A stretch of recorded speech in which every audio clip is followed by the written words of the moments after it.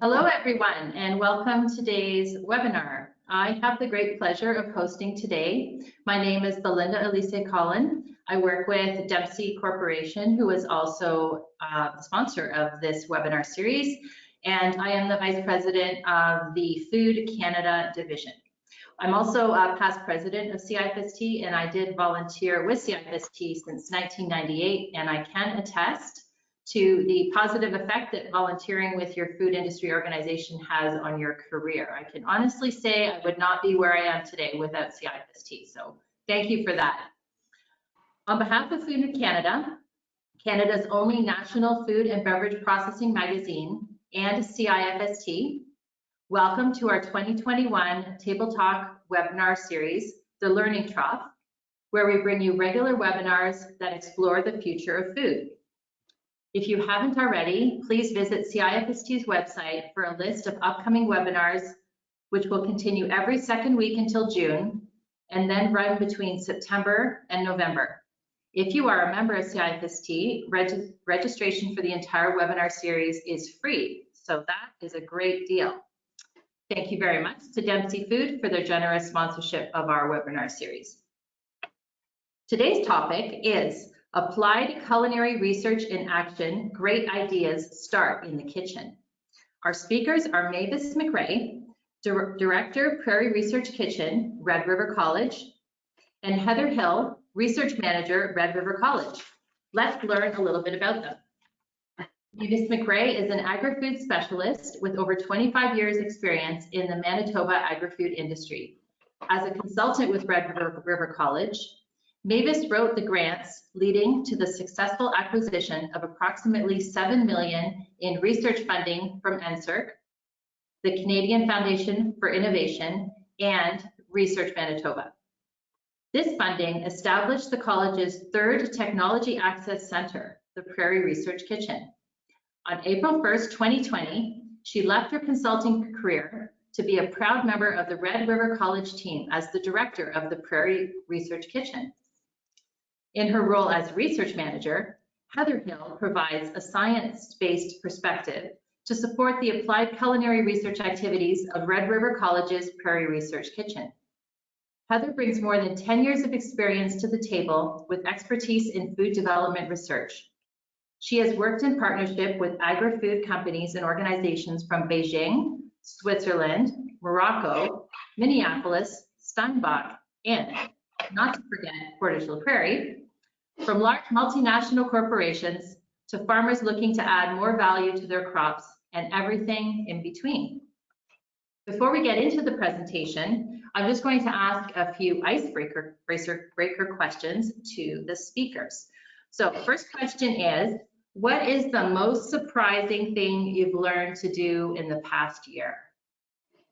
Mavis, you want to go first? I can go first, sure.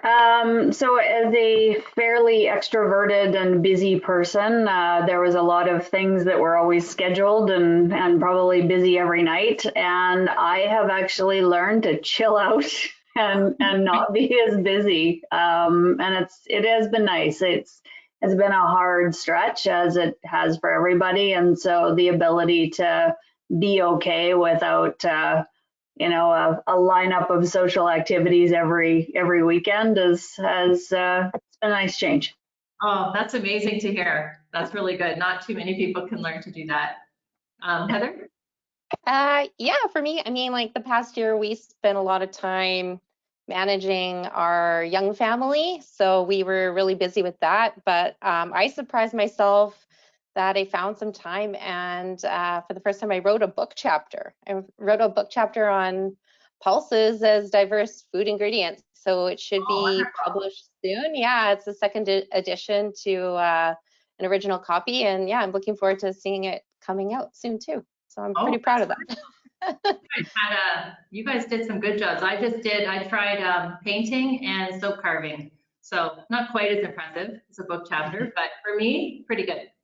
My next question is, what do you do to de-stress and stay positive? So let's get Heather to go first.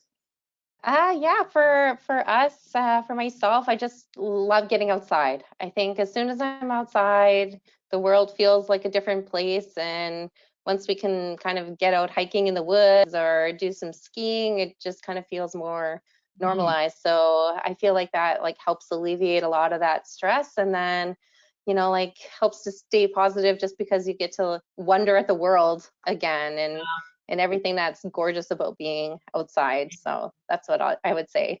Amazing. That makes me miss the snow already. I know. Yeah, we didn't get the perfect snow that we wanted this year. Of all years to not get a good ski base, that was a bit of a disappointment this year. But yeah, it was nice outside. I go back to the root of everything, good food and cooking, and so taking on some new recipes and working with a bunch of chefs, you see how proficient they can be in the kitchen. So I have a nice sharp chef knife. So there's nothing that gets your concentration like trying to chop some vegetables faster and not lose a fingertip or a fingernail. So just trying out new foods and treating us to some relaxing good eats. Oh, wonderful. That sounds so good. Thank you, Mavis and Heather. So before we get started on the presentations, I want to mention that for the attendees, if you have any questions, you can write them in the question box. We will keep track of these during the presentation, and there'll be a Q&A session after the presentation. I will moderate any questions at the end, and we will attempt to answer all of them before the end of the webinar. But just so you know, all questions will be answered, even if we don't have time to do them today. We will get back to you later. So please make sure you ask those questions that are burning. So without further ado, please welcome Mavis and Heather. I turn it over to the two of you. Great, thanks, Belinda. Well, I guess I'll start first. So thank you for everyone to join online. I know there's lots of different seminars out there, and so I appreciate you spending some time with us. So this, the building you're looking at right now is the Patterson Global Foods Institute, and right at the top of the Union Bank Tower is the Prairie Research Kitchen. The Union Bank Tower is, if nobody has been to Winnipeg or doesn't know the history, is one of the first skyscrapers in Canada, and when it opened in 1904. And we can still walk up some of the staircases and see the graffiti and signature from the original builders and architects. So it's kind of a fun space to be in a heritage building, but of course, there's always the challenges of building within a heritage building as well. So we have a beautiful space. It's connected to the Culinary School. So Red River College's Culinary School is housed in the first 3 floors of the Patterson Global Foods Institute. And then there's residents between 4 and 10.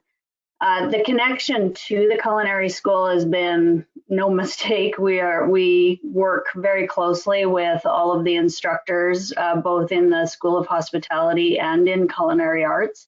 It helps with our connection back to the food service industry. And as Heather and I are both food scientists, it connects us to a different viewpoint of food and how food is treated and prepared for food service. And that is sort of one of the magical things about the mixed team that we have, is being able to walk downstairs and talk to an instructor about something that we want to try or have an idea. And there's been a number of times where we're discussing projects and possible products, and an instructor will drop in and just give us the next great idea. So it's a really special place for us to work.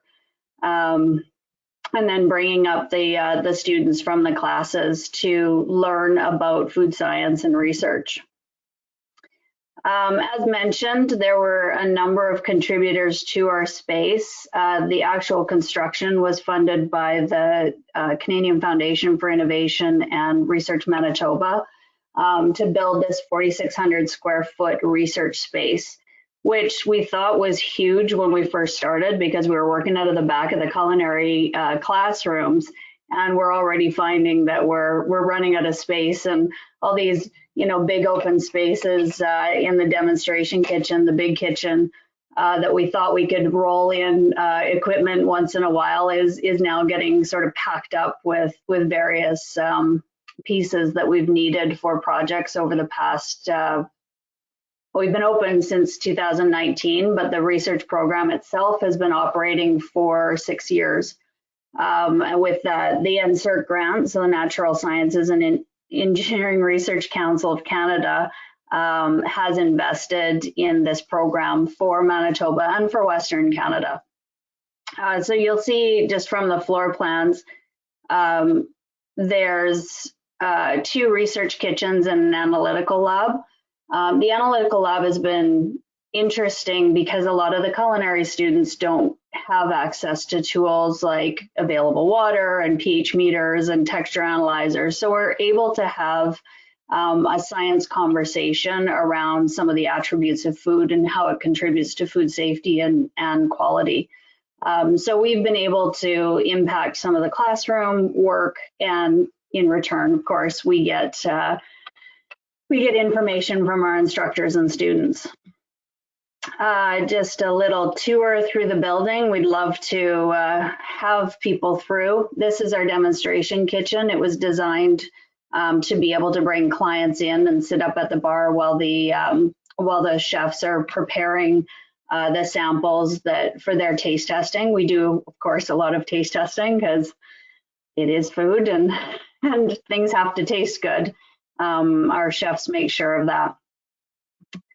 That was actually going back, just again, a little history.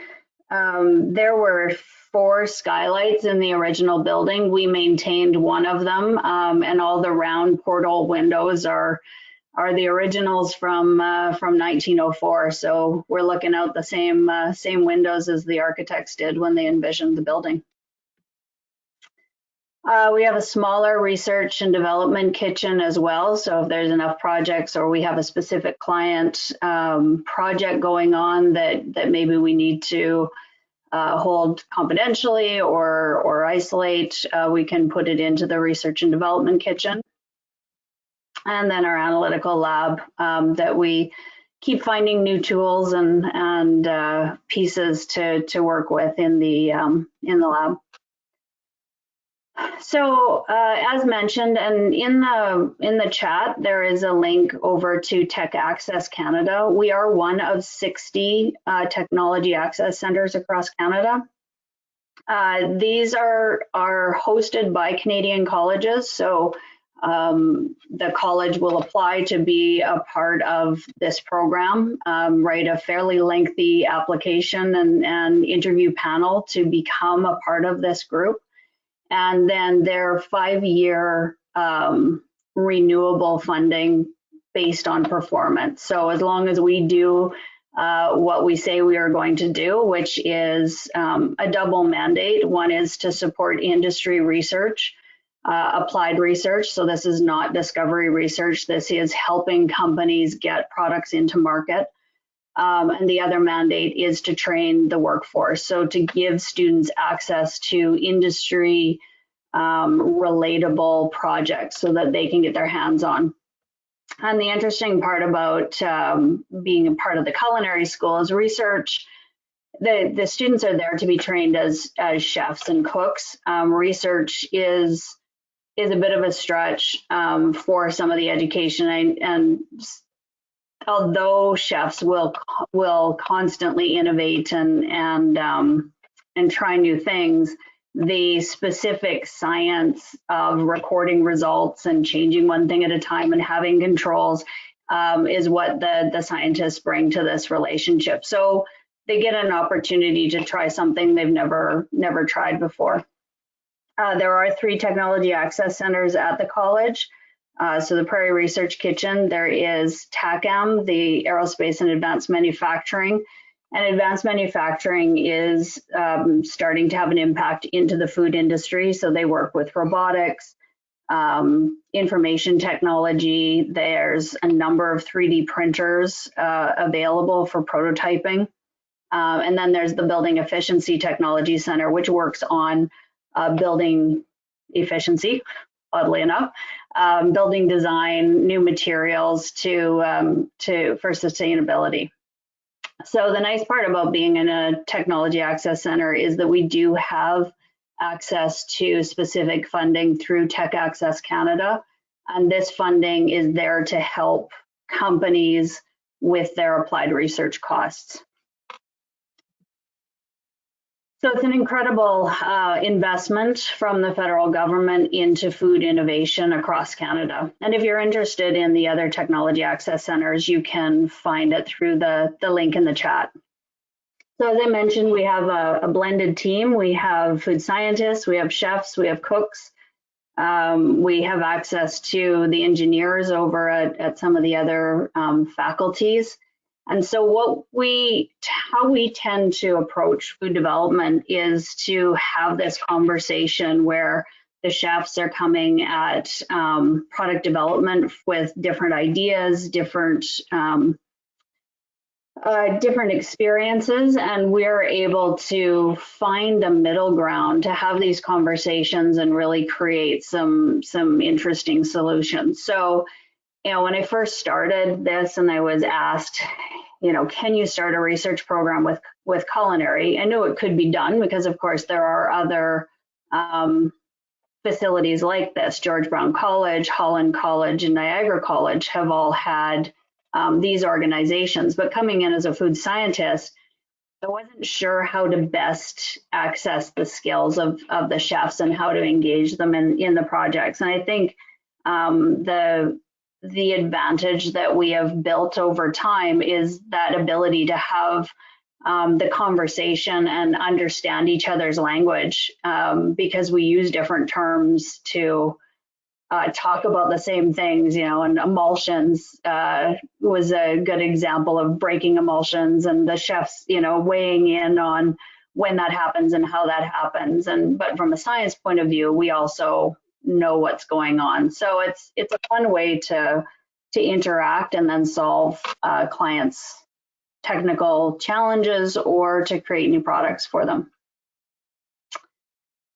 Applied research, as I mentioned, is not discovery research. So we try to take the results and work with our partners in universities to bring those new technologies, new extractions, new techniques or equipment and apply them to a company's problem. So our major metric is to see products out on the market and commercialize. And our workforce, we have a number of students that work through our programs, and so they get their training on different pieces of equipment. They learn how to push some of the kitchen equipment in ways that maybe they hadn't tried before. There's a lot of technology in the kitchens, and just turning, some of these very expensive ovens just on and off or to temperature is only a fraction of what the capabilities are.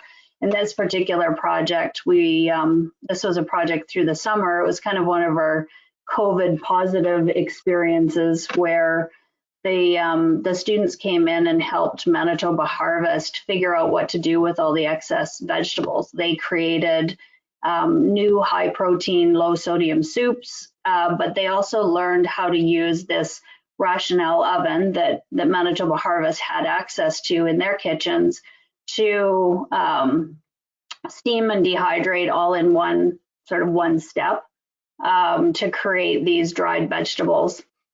This is probably not the best example because it looked like they got a little browner than we were hoping for, but in the end, we ended up handing over 3,000 soup packages to Manitoba Harvest to distribute to their clients. Suppose I'm going over time, right, Heather? I said it was going to be 10 minutes. Yeah, it's still good. We do have a photo studio in-house as well. So one of the things that we like to do with client projects and with students are these student-led recipe development. Student gets a chance to create their own recipe with, say, a new ingredient, and then they learn about food styling and photography. So one of our research assistants is actually a photographer as well, which is kind of a nice blend. So we have this photo studio for, social media and web media ready pictures for clients.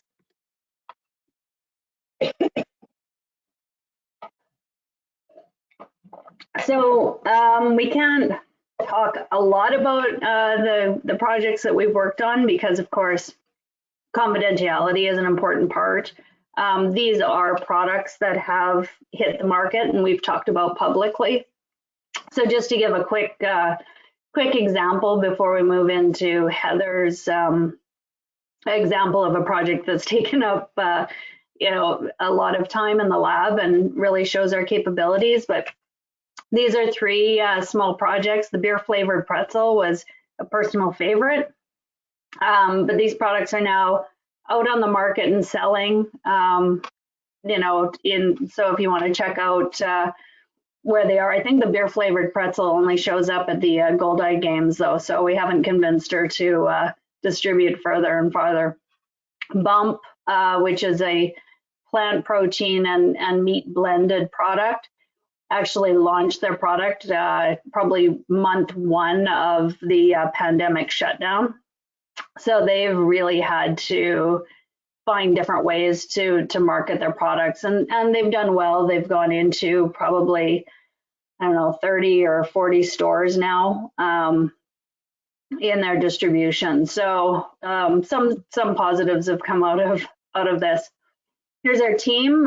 We seem to be expanding even from our last picture, which the group picture was 2019 of the main staff, and then we've added in an Indigenous program as well. We want to reach out to the Indigenous communities because there's a lot of food security, but also traditional ingredients that we want to make sure that the communities are looking at and know that we exist as a resource. So Jamie Shaheen at the top and Roxanne Kent joined the team this year, and then Brandon is our newest technical person. So with that, I'm going to hand it over to Heather to talk about a big project that we had this past 2 years.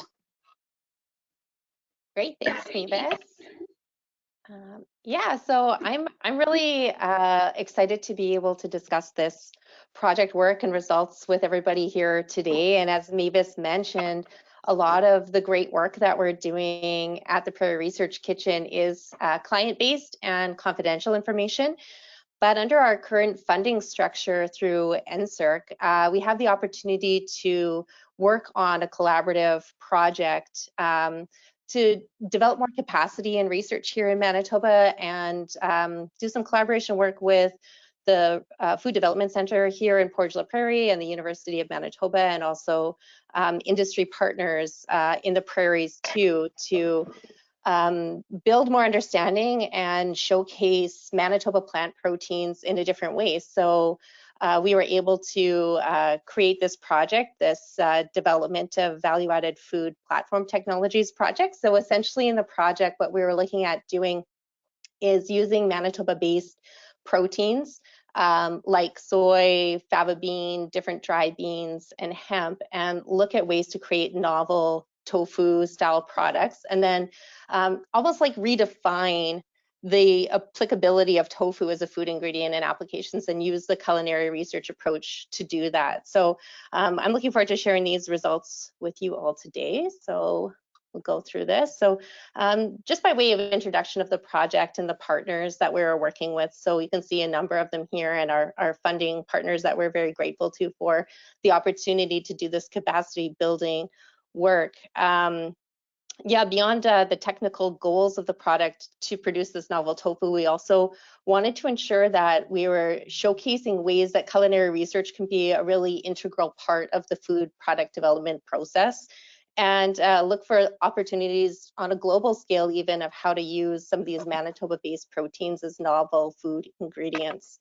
and also to build that collaboration and that network with other food research institutes here in Manitoba and across Western Canada as well, to show that this is a very valuable way to integrate the culinary aspect into food product development.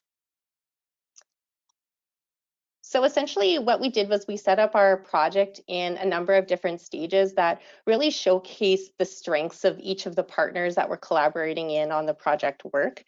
And we did this with the University of Manitoba, the Food Development Center, us here at the Prairie Research Kitchen, and then another group at the University of Manitoba. So what we're really trying to do is create those novel tofus using a variety of Manitoba ingredients. So taking a look at the functional information and like the protein qualities of soy, fava beans, different dry beans. Like here on the prairies, we grow quite a few black beans, pinto beans, and navy beans. So we integrated all of that into the project. And we're also curious about the functionality and the opportunity for hemp within this tofu project product concept as well. So what we did is each partner sort of took a key look at some of the different components of the work to build sort of a very comprehensive understanding of the functionality of plant proteins and their applicability as food ingredients. So on the first stage of the work, so we were really focused on the ingredient development on its own. So just even on extracting the different plant proteins that are available. So what we did first was engaged with the University of Manitoba and Dr. Felice Coxel's group there to use differential scanning calorimetry to just look at the different proteins and what would have the potential to be extracted and then coagulated. And then further to that, we worked with the Food Development Center who led the work on doing the native protein extractions and also organized scale-up trials on the feasibility of the protein extraction specifically for this food application. And then our team here worked on the coagulation of those proteins. And we did some characterization work too of those different protein solutions as well to really understand the functionality of the proteins that we're dealing with and how they can be applied in these food product applications. So the other thing I just want to point out on this side, so here in the photo is a picture of our research assistant. So this is Anna. So as Mavis mentioned, our platform here at Prairie Research Kitchen provides sort of that training ground for people that have the culinary skills and have interest in applying them on the food research side. So Anna was a part-time student with us originally and did her co-op term, and for her it was a good fit. Like she really took to the research component, and now she's further developing her skills of applying her culinary skills in more of a research environment. So, you know, we've got her here working the centrifuge and understanding about the research process and the importance of controlling variables and doing that data entry to really understand the effects of the treatments that we have on foods and food systems. So the first work that I'm going to highlight here just quickly, this is the work that was done at the University of Manitoba on screening the bean proteins. And what is really key about this is that this initial work first gave us the insight that there is good potential for some of the beans to produce a strong coagulated tofu. So the fava bean protein, we could see from the DSC curve that the proteins that were present had very similar profiles to the 7S and 11S proteins that are present within soy that are very functional as coagulants. So this kind of gave us our first insights into the feasibility of the work of extracting novel plant proteins and coagulating them into tofu style products.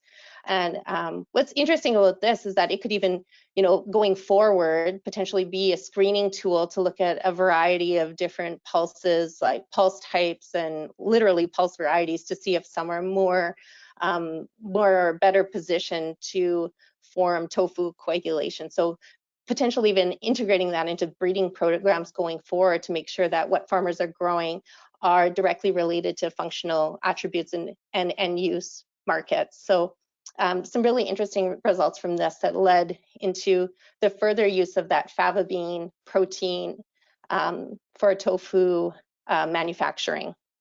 And just pointing out here too, here at the college, we're always interested in those training opportunities. So even this project, we worked with Dr. Coxell's lab, and this is Siwan Lush. So she's a PhD candidate at the University of Manitoba. So she was engaged in this project as well. So we're really focused on that collaboration and integration of all components of the training into our projects and building the capabilities of highly qualified personnel in the food research area here in Canada.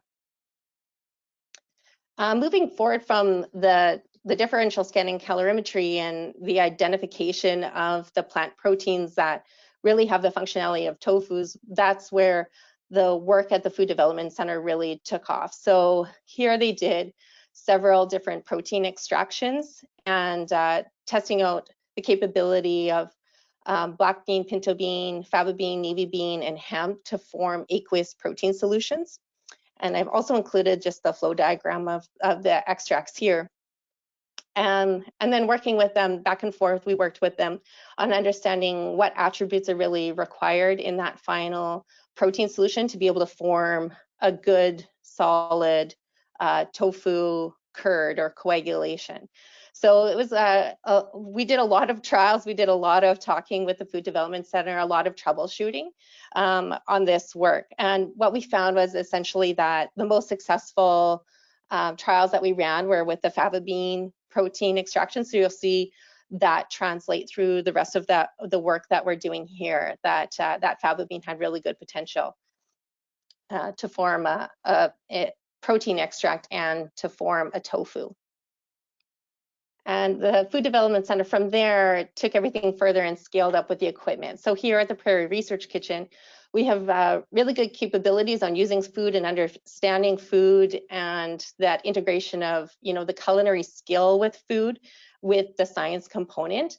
But we're not at the capability of, say, the Food Development Center is particularly on protein extraction work and large scale protein production. So we're very fortunate to be able to access their skills at the Food Development Center to do some of the scale up work on the proteins. So for us, it was interesting too to see the transition between the bench scale and the scale up and how the quality of the protein extract or the end quality of the tofu changes based on that scale up factor that you include in manufacturing and processing. And the other thing that's really important to note here, because we're dealing with pulse proteins, fava bean proteins, and extracting them, there is a very, very significant portion of a co-product, a starchy co-product stream that's produced. So in the presentation, I'm going to refer to it as okara, which is the nomenclature that's used for tofu manufacturing, the byproduct from tofu. But this is a pretty significant portion, and this is something that we identified early on in the project that we were interested in looking for a way to use this co-product as well in value-added food applications, and something that the chefs kind of bring a really interesting creativity to in the use of this as a product that could be a high-value product as well. And as I mentioned, we did a lot of characterization of the aqueous protein solutions. We did this with the Food Development Center and with some external testing labs that are located near to Winnipeg. There's a lot of data here. This is only a select number of trials from the extraction work and the quality, but the main thing to point out essentially is that for instance, with the dry beans and dry bean extractions, it's not just about the protein content that you're able to extract, as even though they're soluble proteins, they just don't have the same functionality necessary. So it's really important to characterize those soluble proteins as well. We did a number of trials with bean extracts, and we couldn't quite get them to coagulate. So we still need to do a bit more work on understanding those dry bean, those phaseolus beans, and the proteins that are present there, and find if there are ways or if there's value in continuing with tofu coagulation work on dry beans. And as I mentioned, we did quite a bit of work on trying to understand the coagulation principles of the fava beans and dry beans. So we took a look at everything from using whole seeds as the raw material or using flours, what the effect of the particle size was for the dry beans in particular, if there was something in that hull component like a tannin or other phytochemicals that were inhibiting the coagulation network. So we, again, we took advantage of having students around, and our students, we literally had them peeling beans to see what effect that would have on the tofu coagulations. We tried pH adjustments, different acidifying treatments, and characterized all these changes. So really integrated that science-based approach to understanding the effect of these variables on the resulting end product quality of tofu. And after all those different trials, we worked on this. This is the process flow for a fava bean coagulation process that we developed here at the Prairie Research Kitchen.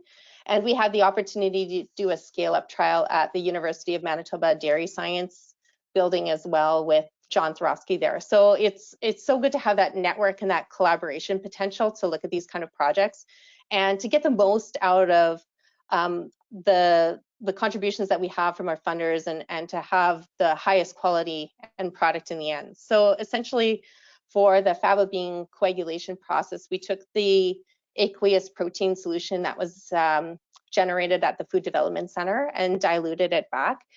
And then you heat the diluted solution to 90 degrees Celsius for 10 minutes.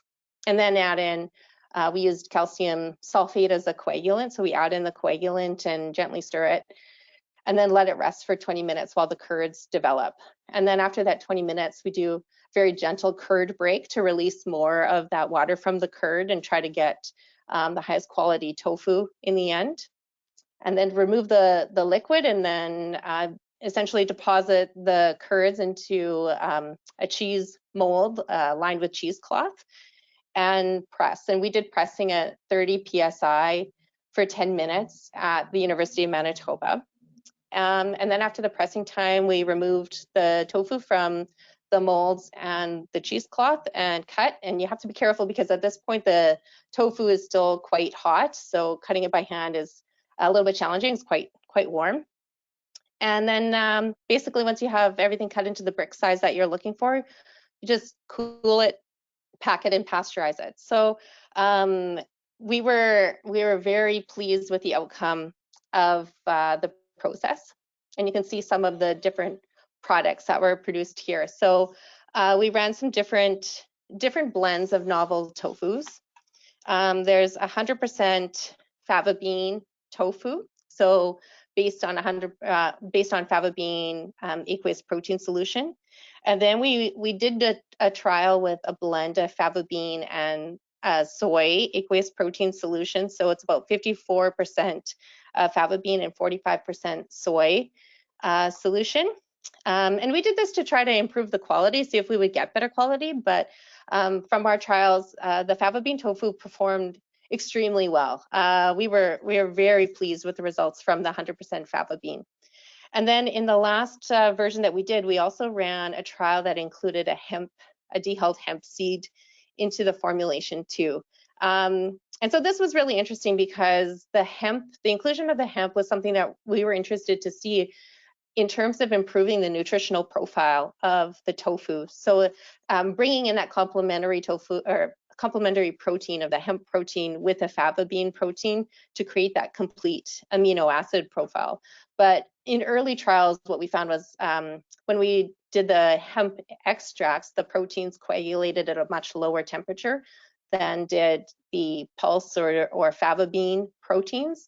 So including them together as an aqueous protein solution wasn't necessarily feasible, but the chefs, one of the chef instructors actually here at the college came up with a really interesting practical solution for incorporating the hemp. So what we worked on here was going through that fava bean process, but then during the sort of around the coagulation stage, then adding in hemp seed and pureeing the hemp in the vat so that the hemp seed is a puree and essentially is an inclusion within the tofu network rather than an extracted aqueous protein solution. So I think it just really demonstrates the creativity that the chefs and the culinary skills bring into a problem-solving process for food prototype development.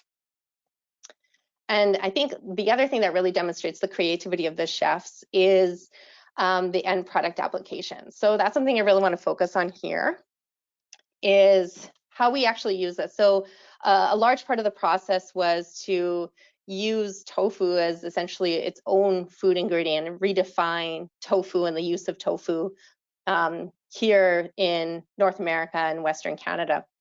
In this picture, this is Drew, and he was one of our co-op students during the summer that was helping us work on the project. So he completed his 400 hours of training with us to receive his co-op credit and then to be able to graduate from culinary arts here. And yeah, so the applications that we really focused on were high value uses as substitutions of other ingredients, like using tofu as a meat replacer, extender, or as an alternative, or as dairy replaces, or where they could fit into food systems as an egg replacers, and then also have some emphasis on that co-product utilization as well. So I'm just going to go through some of the applications now. So these are a couple of different applications that the chefs came up with as dairy replacers to use the tofu. So this spread is essentially a dairy-free cheese alternative, and it incorporates just about 71% of the fava bean and hemp tofu. And what's really nice about that creativity of the chefs and the ability of chefs to really focus and highlight the functionality and the usability of food, they do it in such a creative, like more almost beautiful way to show food. So this is a blended protein base and could be used to replace cheese in many different applications, or on like a charcuterie board or something quite interesting as sort of a novel product. One of the other applications that we did for dairy replacing was to use a navy bean milk to make an ice cream product. So in this application, we used 65% of the bean milk in the formulation to make ice cream. And what was interesting about this is that although we couldn't get the navy bean milk to coagulate to form a tofu, there is still definitely some applicability and use of the milk on its own without having that coagulated functionality feature of some of the other plant proteins. So a really interesting dairy-free application and can still have all the decadence and indulgence of an ice cream novelty product. And some other applications we took a look at were egg replacers. So here we featured the use of different tofus as a condiment, or in like a dumpling application like a gnudi, or in the cream filling of a donut. So in the aioli product, we used what do we use here? We used 37% of Manitoba-based soy tofu. And the chefs noted that it had really good emulsification properties, like quite similar to eggs. So they saw really strong functionality in the product for this application. And in the gnudi product, we used 55% of a fava bean tofu to create that gnudi dumpling. And actually this application, we use that tofu to replace both egg and ricotta that are typically in the formulation for this. That gnudi that we created, it also has Parmesan cheese in it, so it's not entirely dairy-free, but with the replacer or omitting the Parmesan, you could easily have an egg-free, dairy-free gnudi dumpling. And finally, in that creme patisserie, there's 32% of a fava bean tofu included in that formulation to replace the cream in that product too. So some really interesting ways to substitute out some other ingredients for plant-based ingredients. We also use the tofu for different meat replacers, extenders, and alternatives. So one of the crowd pleasers here is the keto filling, but this is essentially a fava bean hemp soy tofu that's been frozen, dehydrated, and crumbled. And then it was rehydrated and then basically sauteed in any application that you could use a ground meat product. So a really interesting plant-based meat crumble replacer. And we also used soy tofu as an alternative, meat alternative in a very classic barbecue steam bun, so using the tofu to replace pork, and in the sausage formulation as well. In this application, we used actually that okara, that starchy byproduct, to extend the sausage meat to make it healthier and a little bit higher value application of the starch product to replace meat in that recipe as well. And finally, I have here a little bit more on the co-product utilization. So we also used the okara to extend a cornbread recipe. So this recipe has no wheat flour in it. It's a gluten-free recipe. And then the use of that okara helps to diversify some of the nutrition in this product. So we haven't done a total nutritional profile on the okara or on the protein, but that's some work that's still continuing. But just to help bring in some different nutrients that are common and pulses into this cornbread recipe. So some really, really interesting, really classic ways to apply these tofus and the okara to do some, to redefine the use of tofu as a food ingredient. So I'm happy to talk more about this project work, and we'll probably, have some time for some questions here. And just wanted to reiterate that, this is really demonstrating that culinary research in action. So bringing in things like the creativity of a multidisciplinary team to do food product development work and provide those practical solutions that can be taken up by the food industry or food product development teams. And here we also definitely focus on providing that training ground for future food product developers and entrepreneurs, and use their culinary skills and show them how they can apply their culinary skills in food product development. And a big part of what we do is also, that capability as a TAC to access college resources and some of the TAC funding that's out there.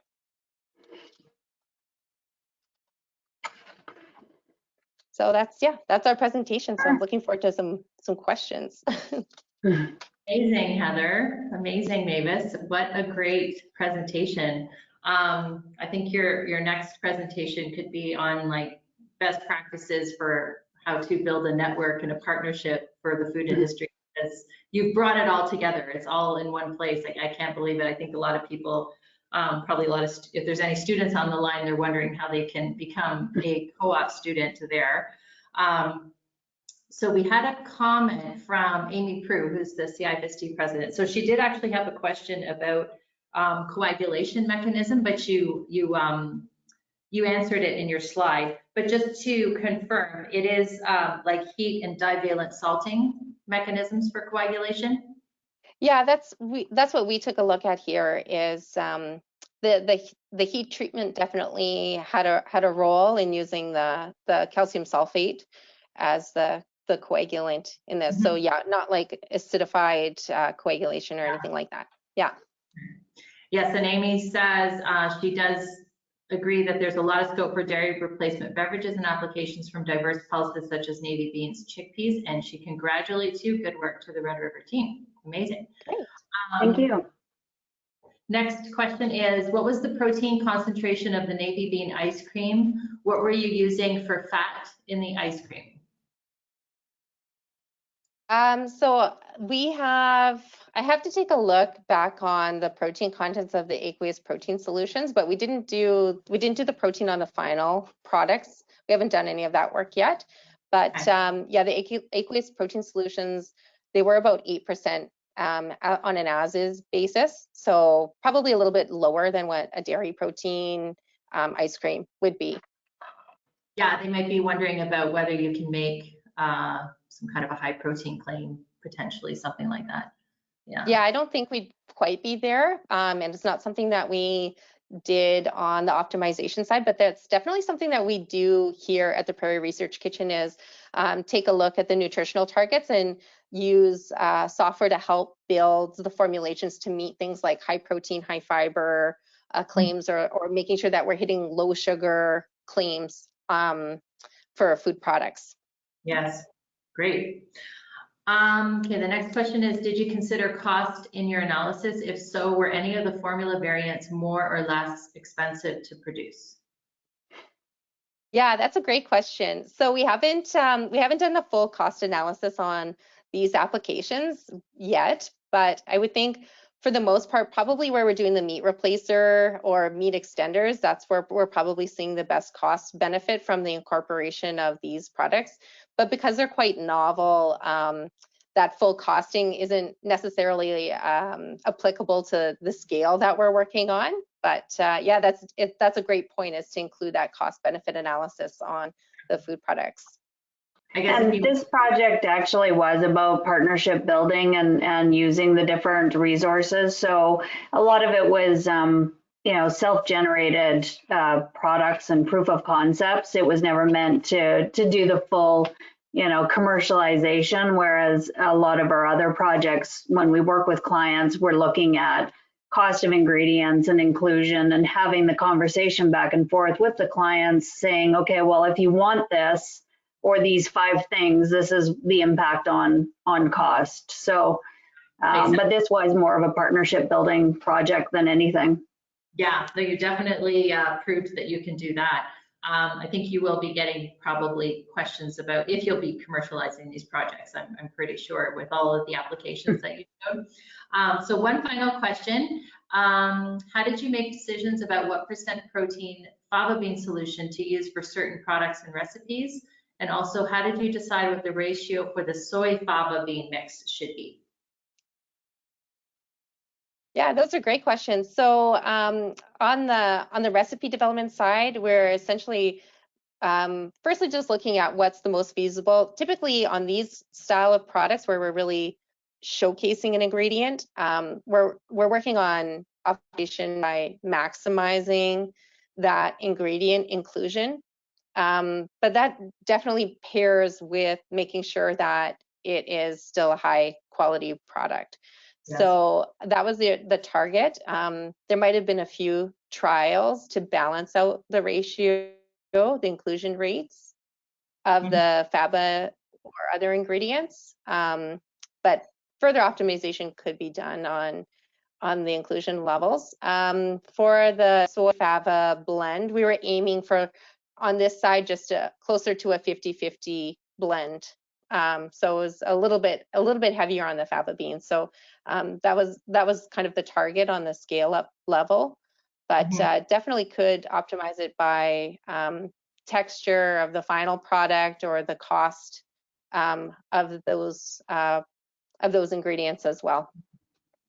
And I guess one final question from myself. What does it taste like, the fava bean tofu? Yeah, great question.